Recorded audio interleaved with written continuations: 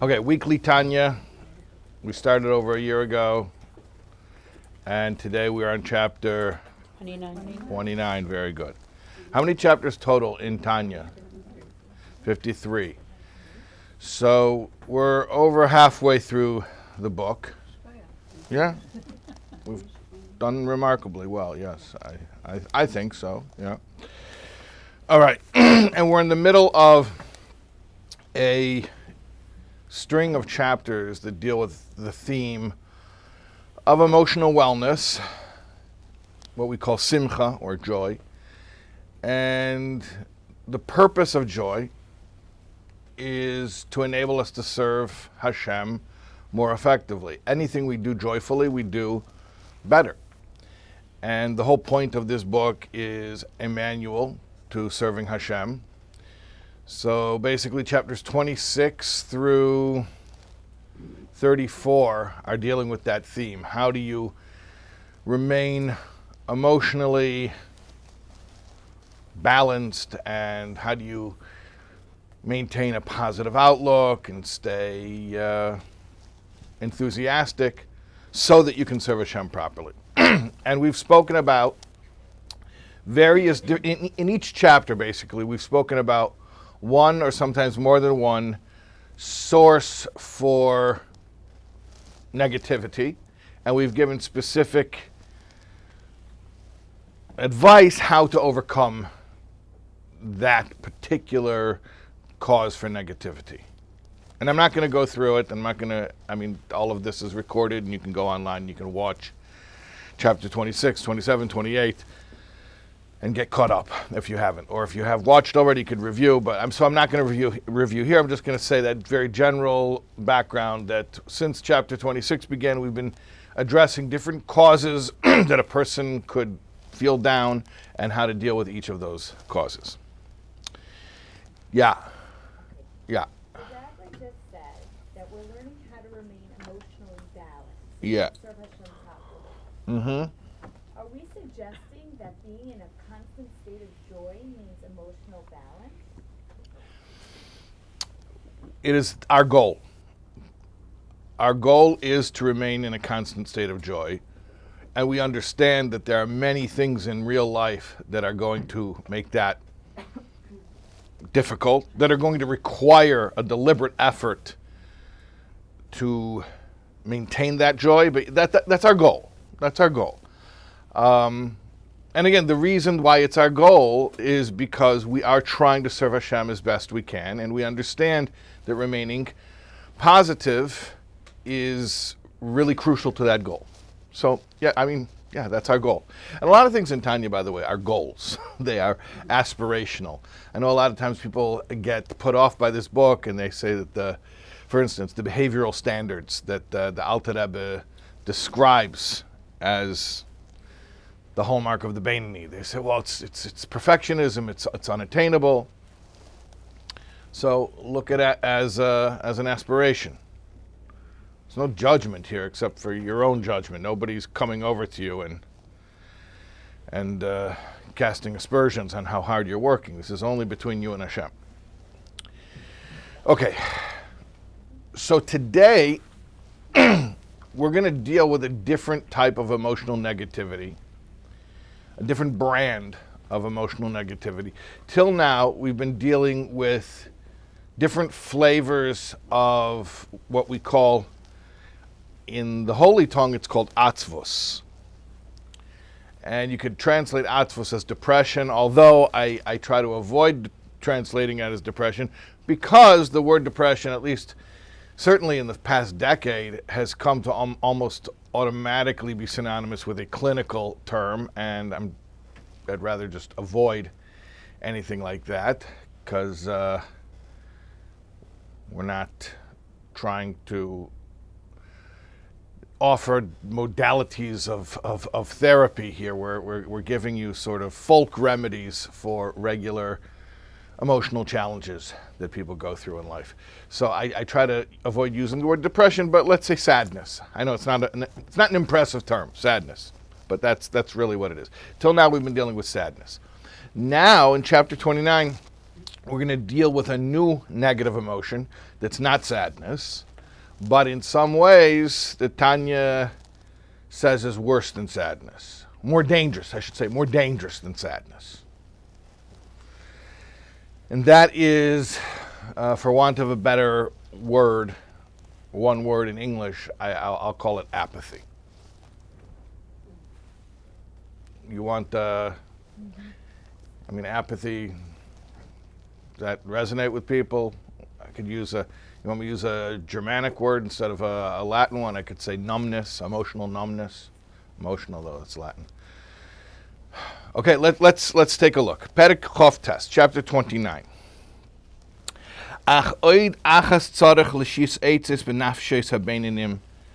There's another piece of advice that the Beinanim need, and I'm not going to go through a whole definition again of the Beinani, but suffice to say that's the audience that this book is speaking to.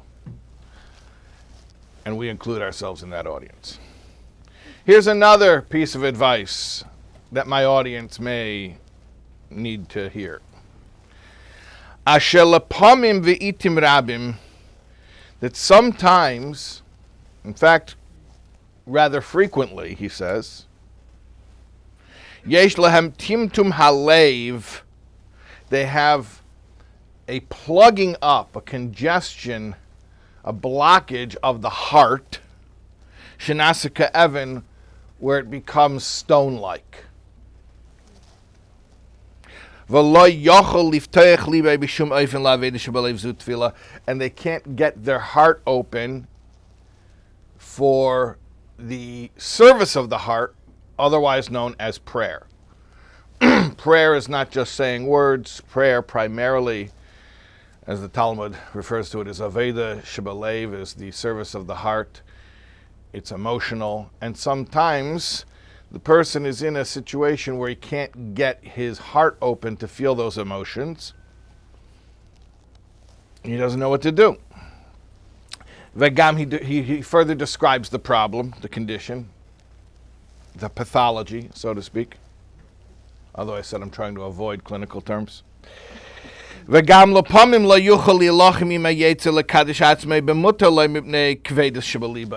symptom is he doesn't find the emotional wherewithal within him to battle, to sanctify himself in permissible matters. Why? Again, because his heart is heavy. So two symptoms of this condition, which he referred to as timtum halev and also kvedus halev, blockage of the heart, heaviness of the heart. Two symptoms. One is he can't get himself going, emotionally going, when he's davening. And another symptom is that he doesn't have it within him emotionally to care about sanctifying himself in permissible matters, which we spoke about at the end of chapter 27, if you recall, basically making choices where there's not something that's prohibited on the line. It's totally permissible. It's neutral. But I just choose to exhibit self-control and to do things in a more holy manner, just by not immediately bowing to my animalistic whims, even if they're of a permissible nature. So this person we're describing in the beginning of this chapter is having a hard time with that because it requires emotional energy, and he's lacking that emotional energy. Or actually, let's be more precise. He's not saying he's lacking the energy. He's saying there's a blockage. I guess the energy is not moving through where it needs to move through. Okay? So we've described the problem. He's described what its cause is, and he's described a couple of the symptoms that it gives rise to. Are we clear on this? Okay? So what's the problem is called timtum halev or kvedus halev, blockage of the heart, heaviness of the heart. He describes it as the emotions not being able to flow properly through the heart, calls it the heart being closed up. And he says that this is causing a problem in a couple of areas. Namely, he can't feel what he needs to feel in order to pray, and he can't get himself to care enough to exhibit self-control in permissible matters. Now, you're going to say, what about forbidden matters? He's still good with that because that's black and white. You're not allowed to do it, you're not allowed to do it. So he can force himself. For that, he'll force himself. That's not the issue. We're not saying the person is doing anything that's a transgression at this point. It's just really hard to do anything extra. It's really hard to do anything that requires caring a whole lot because he can't get himself to feel that. Yeah. So the Alter Rebbe wouldn't be a proponent for the Benoni of fake it till you make it? So that's a wonderful question. What about fake it till you make it? Does this imply the Alter Rebbe is saying that's not a course of action? And well, I'll answer you based on something we've already studied. The end of chapter 27, he does say explicitly fake it till you make it. Doesn't use those words, but he says, remember, at the end of chapter 27, he says that even if you don't yet feel so holy, you could act holy, meaning exhibit self-control in permissible matters, and it will actually have an effect on your personality. So your behaviors you could reverse engineer behaviors to affect your actual emotions. So he does say fake it till you make it in that context. And this doesn't necessarily preclude that advice. This may be additional advice. Remember, one of the things I tell you guys all the time is don't think rigidly. This is like quantum physics. So don't think that two things can't be in the same place or one thing can't be in two places. When you learn a concept in Tanya, sometimes there could be two different things. They're not mutually exclusive. I mean, that's how real life is. Real life is complex, and we have a variety of different tools that we use for living. So this is it does not preclude fake it till you make it. But he's going to give different advice. That's not the advice he's going to say here. You're right, because he could just say, "Don't worry about it. Just keep going, and eventually something will click." And don't worry about it. But that's not what he says. Actually, to tell you the truth, it seems pretty clearly the Alter Rebbe is concerned about this condition, much more than he was about the various different types of sadness we spoke about.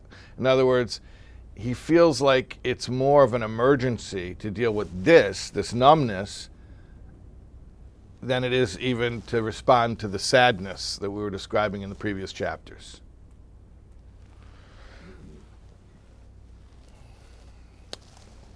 But let's continue inside the text.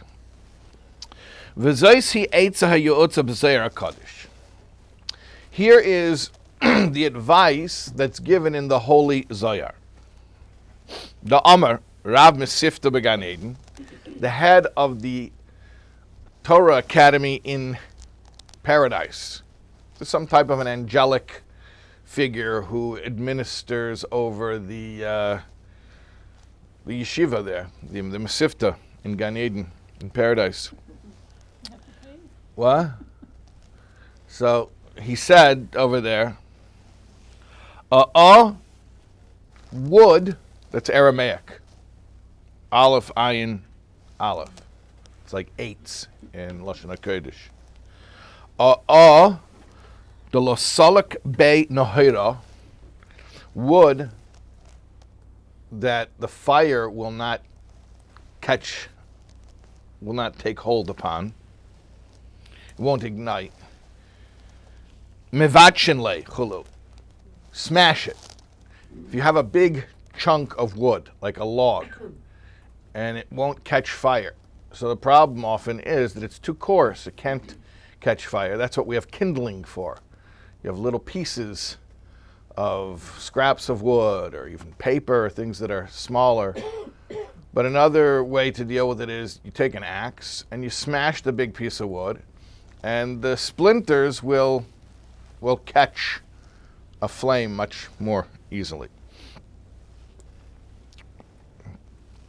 I actually demonstrated this, like literally with wood and an axe and fire in the video that is on, where can you see it? If you're watching right now on YouTube, I don't think this video is on YouTube, I'm not sure. It's on Soulwords for sure, yeah. So you go to Soulwords, Soulwords, soulwords.org. The truth is, soulwords.com will also redirect now to soulwords.org. But the official name is soulwords.org. And you go to the Tanya class on soulwords.org. And you go to chapter 29. And you go to the end of the video. Just use that scrubber thing. Go to the end. And there's a video of me literally taking a piece of wood, like a log, and an axe, and smashing it up. Well, first trying to burn the log in its intact state, and it won't burn, and smashing it with an axe, and then burning it, and then it catches fire. So you could actually see this metaphor literally acted out, if you so desire. I'm not going to do it here. That's, Thank you. I did it. I felt like I wanted to do it once, and I did it, and it's on video.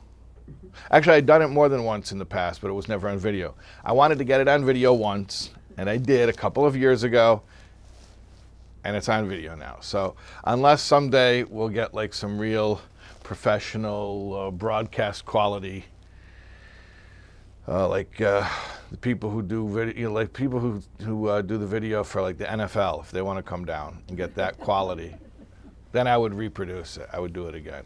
Okay. All right. So the head of the Heavenly Academy says that, look, a piece of wood that's too coarse and it won't catch fire. You smash it and turn it into splinters, and then it'll catch fire. Gufa, this is still part of his statement. Gufa, and that's why it's in Aramaic, because it's a quote from the Zohar. The Zohar is in Aramaic. Gufa is Aramaic for guf. Guf means body. Gufa de la solik bay nahira de nishmasa. A body that won't catch a flame with the fire of the soul, meaning the body won't get enthused with spiritual excitement, inspired. It won't get inspired.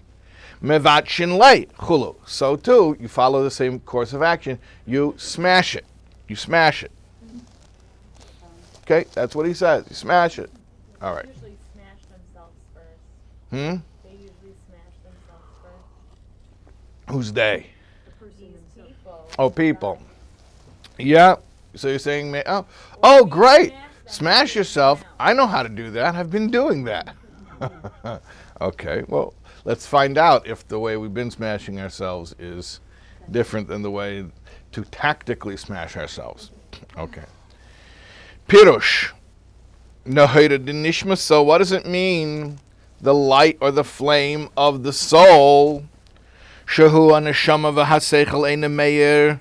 Sha'oyer haneshama v'haseichel eine meir. Kol kachlim shel al chumrias shebaguf. The light of the neshama and the intellect are not sufficiently shining in this person to rule over the coarseness of his body. There's a certain opacity, let's call it. The body is blocking the soul from expressing itself through the body. Now listen, he says, even though he is sufficiently meditating on the greatness of God, because here's the first thing. The guy comes in and he says, can't get excited, I don't feel like davening, I don't feel like sanctifying myself in permissible matters. First thing you say, well, are you even meditating? No. Oh, well, go meditate and get back to me. But in this case, he describes the guy is meditating. And if you're meditating, remember what meditation does. Meditation, not relaxation. Meditation in Tanya is, we learned about it way back in chapter 3. We said, what happens when you put Chochmah and Bina together? through das. You put the father and the mother together through focus. Say it loud. It arouses emotions. He says even it gives birth to emotions. He really uses that father-mother metaphor. The emotions are the children of the intellect. So if you meditate, it's supposed to create emotions. And emotions chiefly, for the sake of simplification, are love and awe. So if you're doing your meditation, it should be engendering some degree of love of God and awe of God. He says, I'm doing my meditations. But it's just not catching my brain enough for me to overcome the coarseness of my heart. Because of their coarseness. So I'm meditating, but it's just not giving me enough power over here. Okay, so we've described now the situation. Let's back up. He's experiencing numbness or apathy, which is expressing itself perhaps in many ways, but two ways that we pinpointed. He can't get excited to pray, which is really an emotional connection. He can't find the emotions for that. And he can't get himself motivated to sanctify himself in permissible matters. He is meditating, so that should be, in theory, giving him enough of that emotional surplus to draw upon, but it's not. So therefore, we apply the advice of the head of the academy in paradise who says, if you have wood and it's not catching flames, so smash it up. You have a body that's not being inspired by the soul, smash it up. Okay. So far, so good? Following? All right. The hasiba and the cause. He's going to get into analyzing a little bit more closely the nature of this condition. If we understand, yeah. Will he explain what smashing up means? Yeah. The hasiba and the cause. Yeah, he'll explain it at length. Yeah, in great detail. Yeah. Wait, one more question. Is it also like, so they don't believe that the Baltani doesn't believe there's like a chemical imbalance when someone's depressed or numb? Well, remember, It didn't exist back then. I didn't know. remember there are many, remember what I said earlier. One truth does not preclude other truths. So just because one thing is true doesn't mean other things aren't also true. In other words, you may need to follow the advice in chapter 29, and you may need to change your diet, get more exercise, and ask your doctor about meds. It's not mutually exclusive. Okay. So it's not either or. I know it's very simple to view it that way, but I don't think it's helpful. Okay. The hasiba and the cause. He's getting down to the mechanics of this dysfunction. Higasas haklipa is the coarseness of the klippa. The klippa is the shell, the negativity. Shemagbia atma al oyer kedushas nefesh alakis, which is lifting itself up in a haughty manner over the holiness of the godly soul. Umasteres machshicha oira, and it is blocking and obscuring its light. So he says the animal soul, godly soul is like the primary theme of this whole book. He's saying the animal soul, in a haughty manner, and that's key here, in a haughty manner, he describes it as shemagbia atma, it's lifting itself up. We had that language earlier. In the end of chapter 27, it's a phrase we borrowed from the prophet Evadia, where he describes Edom and our internal Edomite, the Yetzer Hara, as lifting itself in a haughty manner. So this is key here to understand. This animalistic impulse is, in a very smug, self-satisfied way, it is blocking the light of the soul because it feels complacent. And that's very important to understand, that the real source of this problem is complacency. The animal soul feels, I'm okay, I'm good, I don't have a problem. Why should I do anything differently?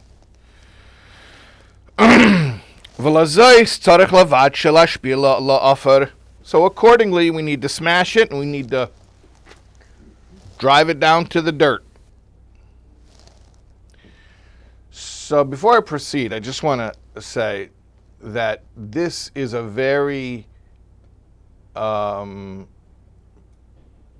dangerous method, and it should not be taken lightly. It could cause you more problems than you started with, and I would highly, highly recommend not to try to do it without real experience, and especially without a guide, somebody to spot you. It's like walking into the gym and just say, show me the heaviest weights. No, I don't have a spotter. What we're about to describe is brutal. And I literally mean brutal. It's self-inflicted. It's not, God forbid, somebody else coming over to you and smashing you apart. So you are in control of it, and you could stop at any point. But it is brutal. It's smashing. And we understand the reason for the smashing, and we understand what it's supposed to accomplish, but it's still smashing. And for that reason, it may just be too risky to engage in, especially for beginners. So I want to make sure everyone understands that this is not something to take lightly. And even for experts, this is only an emergency measure, meaning to say this smashing is only prescribed for someone who's caught in this apathy rut. You would never do this in any normal situation. And I'm saying even in the emergency situation, I'm not so sure everyone, for sure in our generation where we're much more sensitive, I'm not so sure. In fact, I'm sure that they shouldn't run to apply this, because you may just end up causing yourself to be even more demotivated than how you started. I often grapple with whether I should even teach this chapter of Tanya. But I think it has important implications, which I can share with you. I also think it's important to study the entirety of the Tanya, if that's what we're trying to do, and that's what we've been doing. But I do want to warn you, this is not like anything else we've learned where if you told me, oh, you know that thing that we learned last week? I started doing it, and yeah, I had varying success with it. And I would be like, cool, that's great. Anything we learned, just go ahead and try it. This, I'm saying, don't try it. Like, really don't try it. Yeah. This smashing is self-inflicted, meaning the It's person- only self-inflicted, yes. So wouldn't that suggest that there is some emotion and desire and some fire there? Okay, that's a wonderful question. Like, okay, if I'm totally demotivated, then how will I even do the smashing? Right. Okay. Why am I even reading this chapter? If I'm totally demotivated, I'm not even here. Right. Okay. So, again, things are not black and white. They're not either or. It's not like I'm interested or I'm completely disinterested. There are levels and there are different ways of being engaged. This person is committed to serving Hashem. After all, remember, in his problem that he describes, he's very good. He's not transgressing. So it's not like he's totally gone to pot, as the old people say. That's the old expression. This neighborhood's gone to pot. When I was president of the Homeowners Association, you wouldn't get away with that kind of stuff. And now it's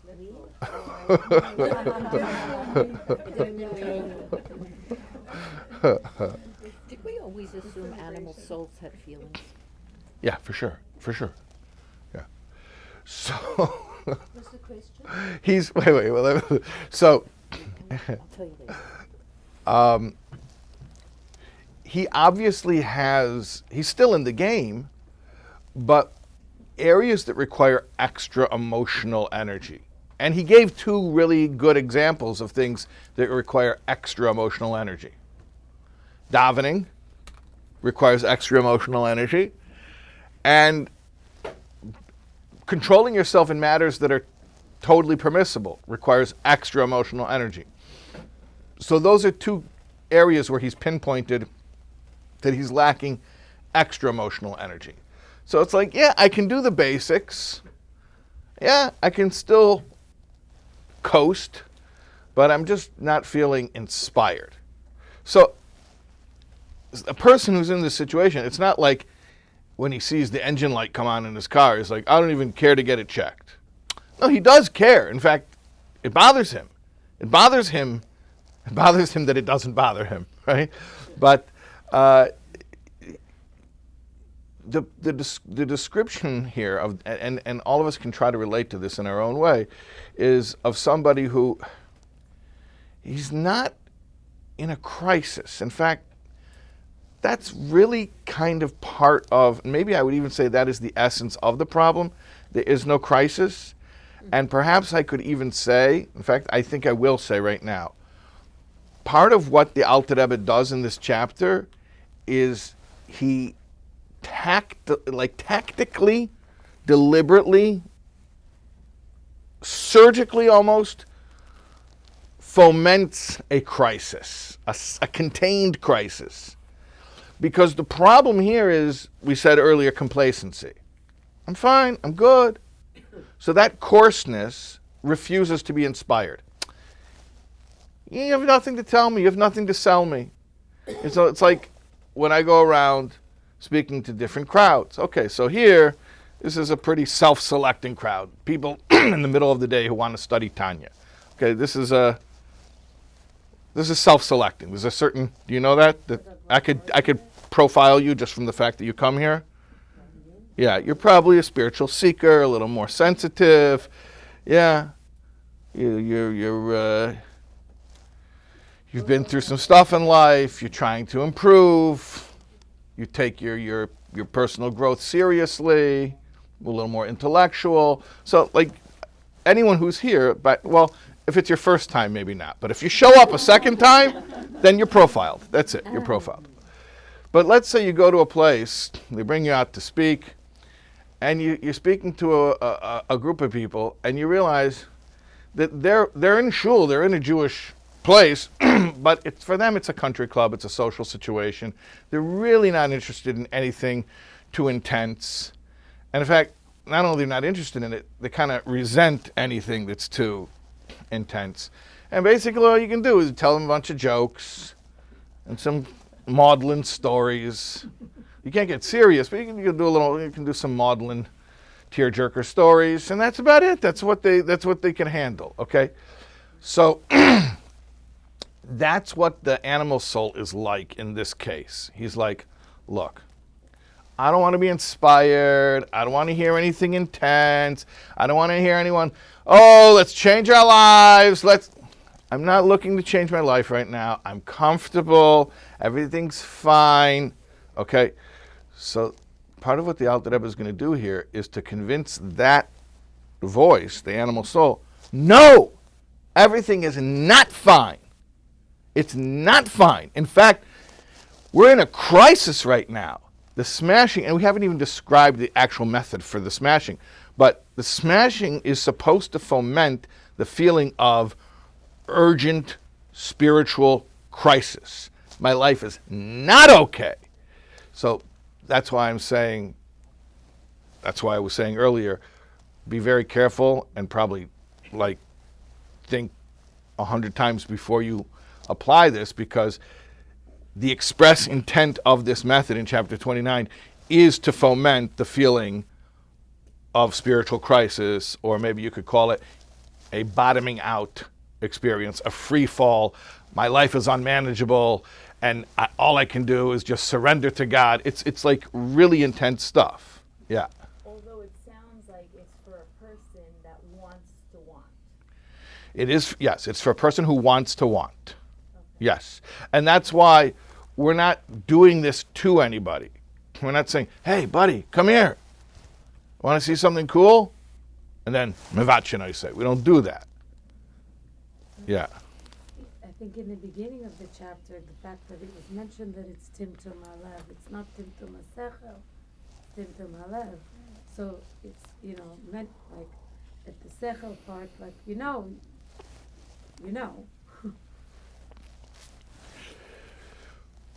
Yeah, the breakdown is not intellectual, it's emotional. He knows what he's supposed to know, and he doesn't care.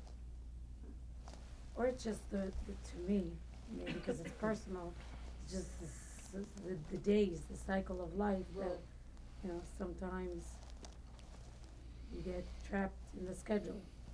Right. Yeah. You're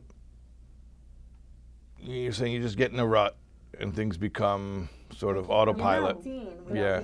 I think he's talking about a more serious issue. But it's still Timtum Halev. Like if you're in a rut just because of the routine, so then like, I don't know, go away for a Shabbos, like change your routine.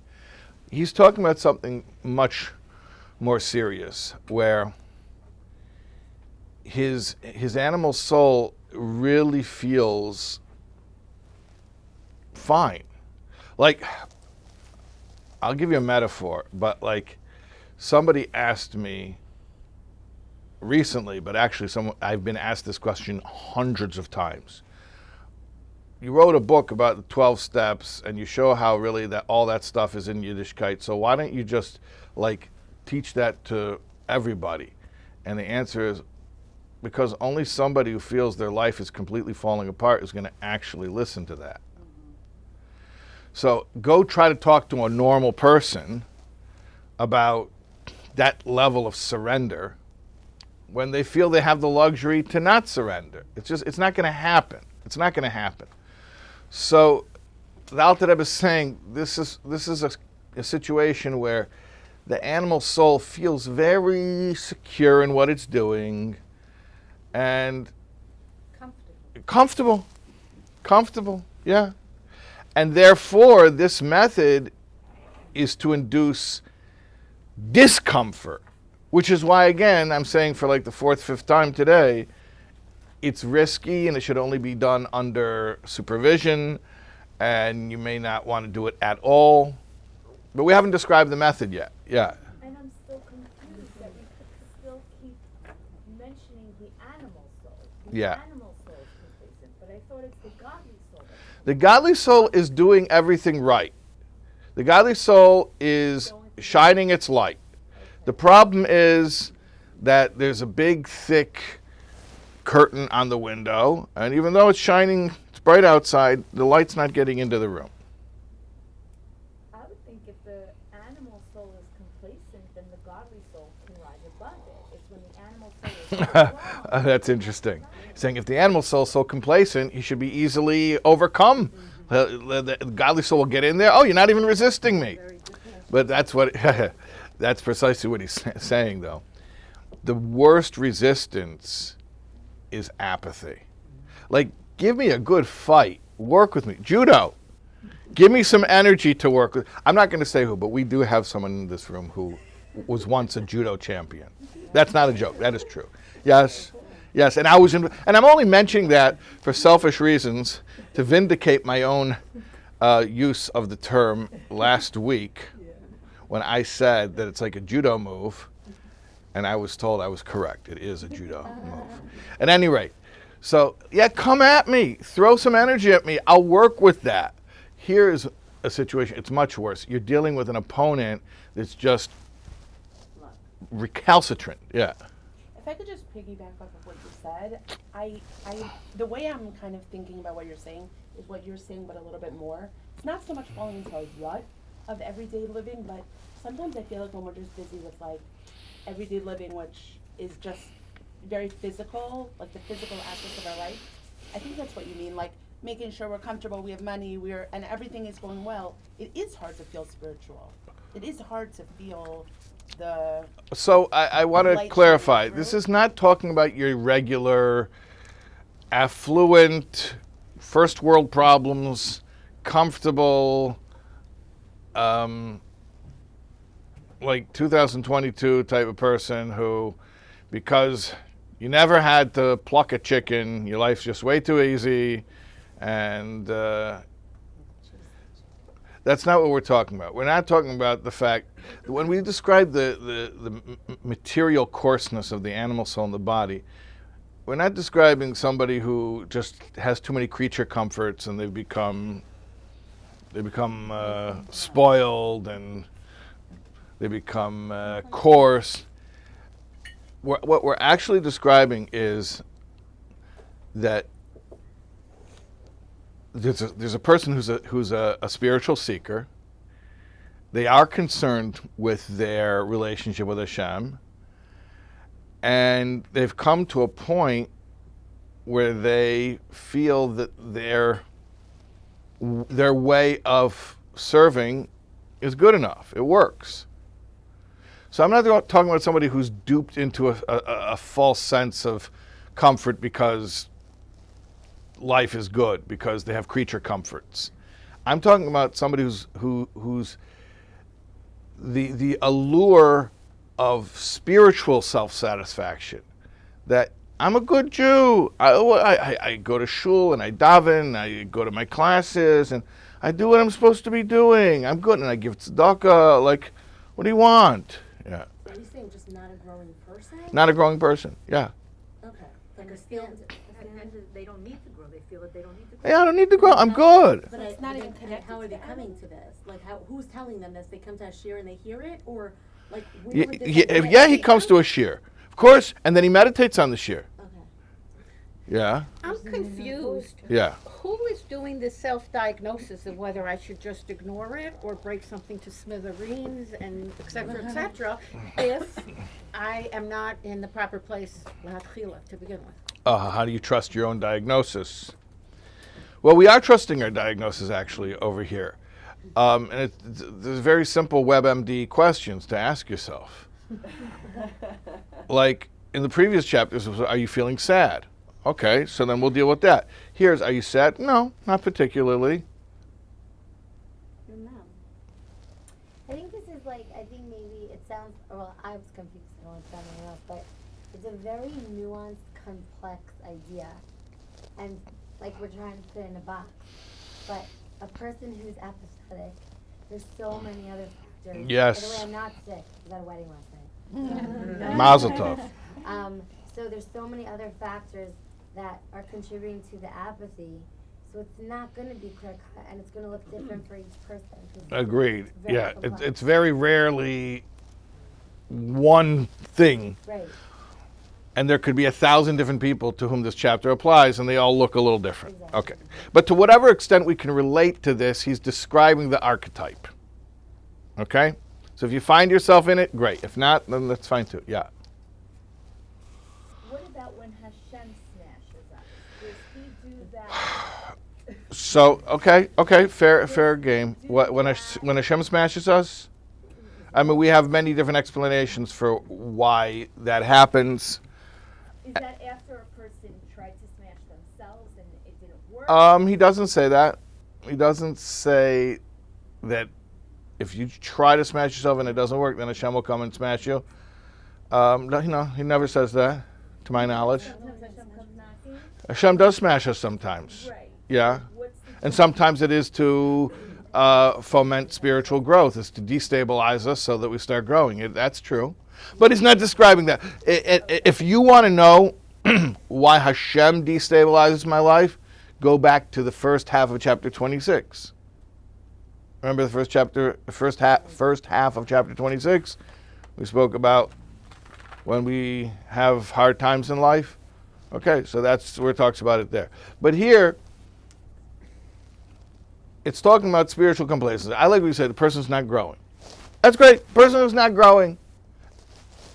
That's what he is. Okay. So it's not even Yeah. related to the animal soul? It is the animal soul. I'm telling you. See, here's the thing that's so hard for people to understand. The animal soul is from. You think animal soul only means the Yetzer Hara that wants to do Avedas? The animal soul is from. He goes to shul, he davens, he learns Torah, he meditates on godliness. He's a very frum animal soul. And he's comfortable. And so this feeling is not related to the animal soul. This feeling is the animal soul. This is completely the animal soul. This is an animal soul that feels satisfied with his spiritual level. Godly soul always goes up. Godly soul is a nut. He's obsessed with getting closer to Hashem.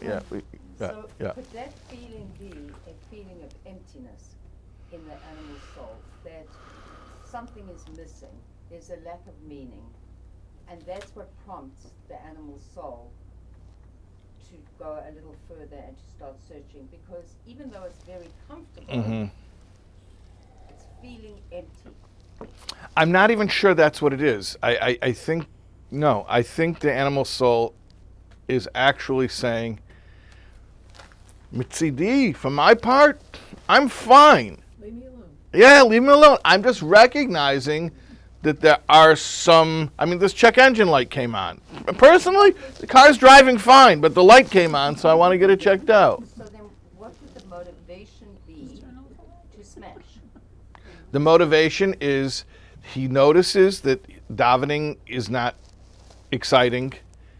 He notices that he doesn't feel like he can be bothered to act in a holy way around things that are totally permissible.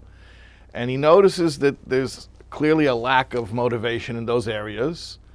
He's not sinning, he's not doing any transgressions, but he's like, I wonder why I can't muster the energy to do these things. So the rabbi doesn't feel that could be that feeling of emptiness that creeps in like a meaningless... Halavai should feel emptiness. The truth is, if he felt some type of existential angst, he wouldn't be in this plight to begin with. That's not missing the point. Because how does he get now to the place? What motivates him to get to Like I said, he's just being diligent. He's just saying, listen, I might have a problem. I don't know. This light came on and it says I'm supposed to go to the mechanic. Personally, it's driving fine, but That's simple. Well, the godly people soul people can't live in a state of apathy for too long.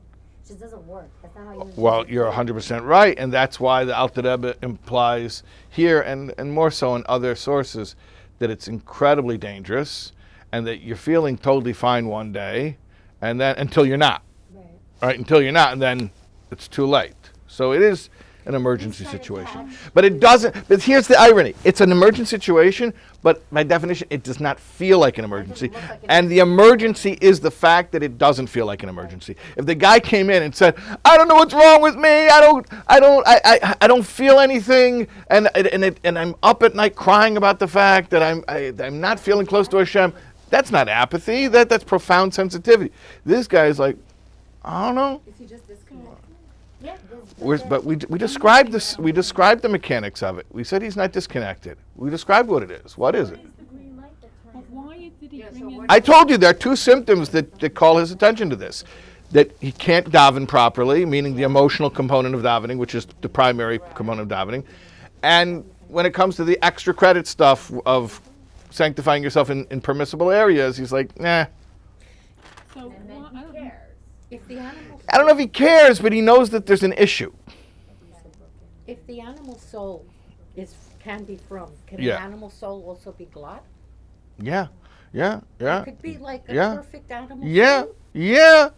That's this guy's situation. He's totally from. He's doing everything properly. He's even meditating. Is he joyful? No, he's not joyful. Maybe that's what the tip off. Like what tips him off? That What he's- tipped him off is the two areas that we mentioned where he's having issues. So the second area is, the first is davening. Can Yeah. the rabbi explain the second area again? Like a mikvah for men. Would that be? The second area, Mekadosh Atzmim Mutaloi, that he doesn't feel like he has extra energy to do things that are not required by Shulchan Aruch. Like if it's black on white, I'll do it. Of course I'll do it. But if it's an extra thing and it requires extra feeling, I just don't have the emotion. I don't have it. Okay. Why does he bring in the Rav HaMasifta? Why did he bring the quote from the Rav Masifta? Yeah. because that's the method that he's going to use to fix the problem. Okay. So let's go a few more lines here. He says you got to smash it. How do you smash it? How is that done? And we're not going to cover the whole description, but we'll get started. Dahainu, namely, that means likebeya itim, you should set times, make an appointment.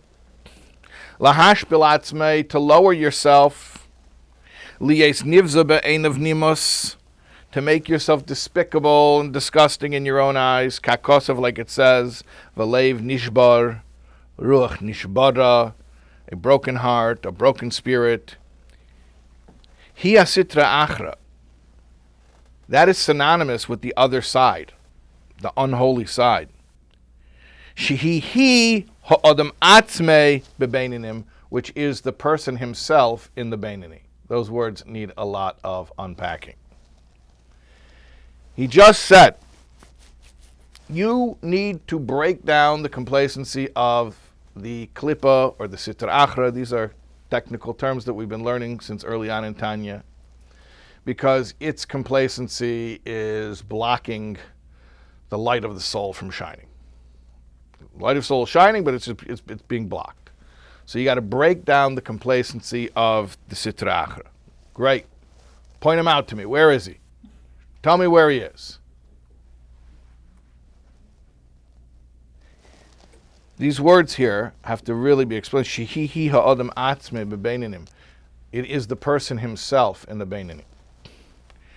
Now talk about different contexts requiring different truths. In this very specific context, we are identifying ourselves with the animal soul and the sitra achra and the klippa. In other contexts, surely, if you were to ask me, who is the real you? I would say the real me is my godly soul, and not just the outer expressions of my godly soul, its very core essence, which is one with God himself. That's the real me. But that's in other contexts. And in fact, later on in Tanya itself, it'll use that definition. But right now, for this context, please remember, everything is context, context, context. In this context, where I need to deliver a shattering blow to the forces of negativity, and I have to know where it is in order to go do that. So he says, well, you know what it is? It's synonymous with your own self. In other words, the formulation he's about to say is, smash yourself, you will be smashing the negativity, because you and the negativity are one. Now, please remember, there are other contexts where we would say quite the opposite, that that's not the real you, that's incidental to you, it's secondary to you, it's only your condition that you're in, your essence is godly. But in this context, we're talking about, on a certain level, the I, when I say, I like chocolate ice cream, is not my godly soul, it's my animal soul. And therefore, if I need to break down the animal soul, I need to break down myself. So, the ego, okay? Now, I know, if you really want to have a deep discussion, the ego's not the real self, it's a false self. I get that. But for practical purposes, my ego has so much domination of my conscious thought that for all intents and purposes, it feels like the real me. So for the purposes of this method, when he says we're going to go after the sitra achra, he's saying we're going to go after you. You're going to smash your ego. You're going to smash your ego.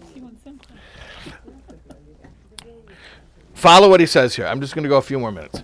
Shenefesh Hachayunis mechaya guf hi betokva ketildasa belibay. His energizing, like his physical energy, the energy that keeps him alive, that's still at full force, just like when he was born. Nimtza hi hodem atzmei. So it comes out that that's really synonymous with the person. Regarding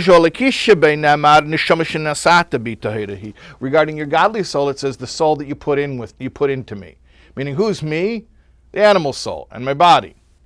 The godly soul, something you put into me, right?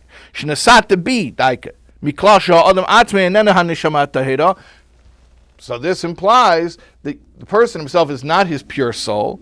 That only is with tzaddikim. With tzaddikim, it's the exact opposite. Their pure soul, which is the godly soul. That's the self. That's the self.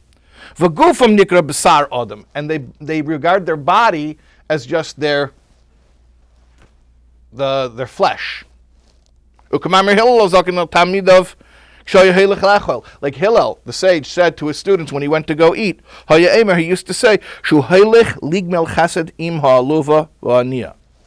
going to go do a favor for this wretched pauper. Hu gufay, his body. He viewed, when he went to eat, he didn't look at it as, I'm going to eat, I'm going to feed myself. No, I'm doing a favor for this third party. That's so cool. There was that dissociation from that body. It was like a foreigner to him. He said, I'm doing a favor by feeding him. Because for Hillel, his self was only his godly self. Because in his case, his physical energy was only coming from his godly soul. Because what happened? The animalistic energy that was enlivening his body actually got converted to purely godly energy. And in the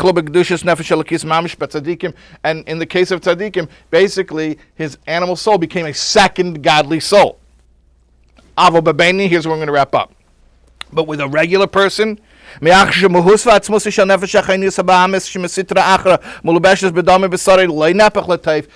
energy that's keeping his body alive did not become transformed to holiness. So therefore, this sitra achra that we're talking about is still synonymous with my own sense of self. Therefore, when I go to deliver this destabilizing, smashing attack to the sitra achra, what am I attacking? Essentially, my own self-concept. I'm delivering a destabilizing, shattering blow to my own self-concept. So what we're about to read, and we're going to stop here, is a method for really reading yourself the riot act. Okay? All right. On that uplifting note, we'll see you next week.